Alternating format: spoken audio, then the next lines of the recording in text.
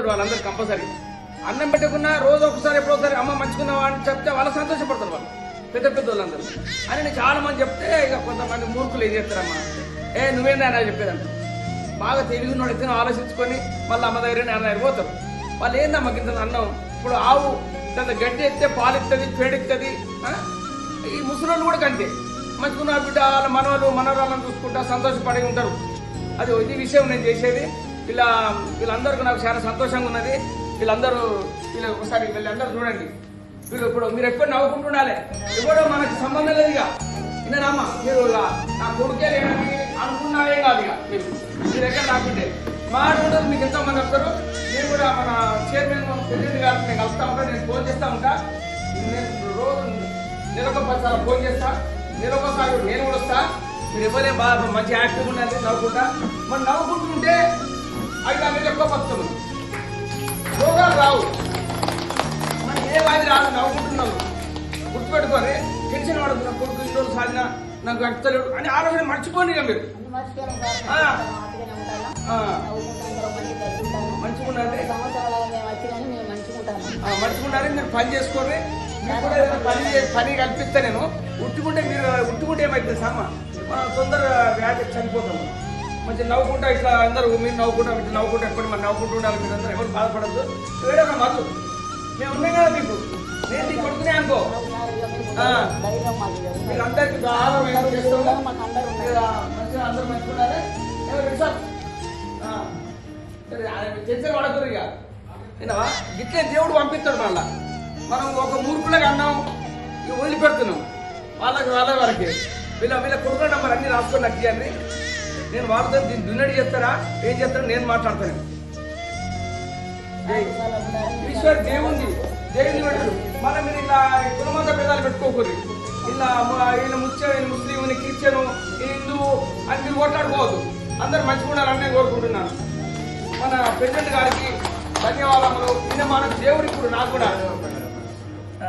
ఎందుకంటే మీరు ఇంత ముసలితనంలో ఉండి మీకు సాయం చేస్తున్నట్టు అంతకన్నా దేవుడు ఎవరు ఉండరు. గంగాధర్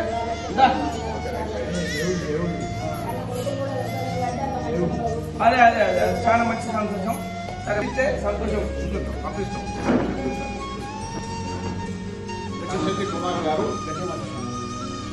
కుమార్ గారు మన ఆశ్రమానికి వచ్చి, మీ ఆశ్రమానికి నేను అండగా ఉంటాను, నా వంతు సహకారం అందిస్తా అన్నందుకు వారికి మనస్ఫూర్తిగా కృతజ్ఞతలు, ధన్యవాదాలు తెలియజేస్తా ఉన్నాం.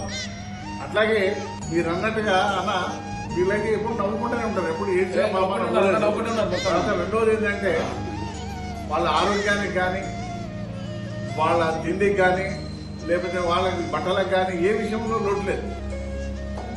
మంచి బ్లాంకెట్స్ ఇచ్చినాం, మంచి పరుపులు ఇచ్చినాం, మంచి మంచాలు ఇచ్చినాం, తలకు ఏది పడితే అది మనం ఆశ్రమం తరఫున ఇస్తున్నాం. అదంతా ఈశ్వర కృప, మా గొప్పతనం కాదు, ఈశ్వర కృప. ఆ ఈశ్వరుడు వీళ్ళందరినీ చల్లగా చూడాలి, మిమ్మల్ని కూడా చల్లగా చూడాలని ప్రార్థిస్తున్నాం. ఓకే సంతోషం. కుమారన్న మనకు కుమారన్న మనకు గోవులు ఇస్తాడు, కుమారన్న మనకు అండగా ఉంటాడు.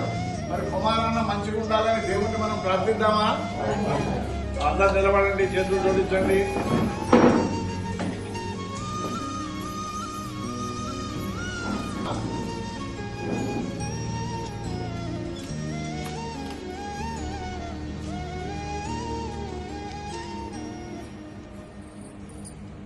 ఓ కరుణాసముద్రుడా, ఈశ్వర సర్వశక్తి సంపన్నుడా, సర్వేశ్వర సకల చరాచర జీవరాశుల సంరక్షకుడా, మీకు దండ ప్రణామములు. అందరినీ రక్షించి కాపాడేవాడమైన నీవు మా కాశీతి కుమార్ గారిని, మా హరికృష్ణ గారిని, మా గంగాధర్ గారిని ఈశ్వర కృప అందించి అష్టైశ్వర్యాలతో ఆయురారోగ్యాలతో అభివృద్ధి చెందేలా, సంతోషంగా జీవించేలా కరుణించమని మిమ్మల్ని వేడుకుంటున్నాం. హర హర మహాదేవ్. హర హర మహాదేవ్. జై శ్రీరామ్. జై శ్రీరామ్. జై గోమాత. ఇటువంటి బాగా సంపాదించిన ఇటువంటి ఆశ్రమాలకు ఏదైనా సాయం చేయాలని కోరుకుంటున్నామని దీవించండి. ఓం శాంతి శాంతి శాంతి.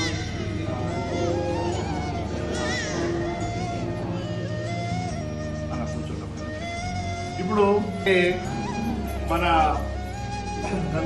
గంగాధర్ గారికి హరికృష్ణారావు గారికి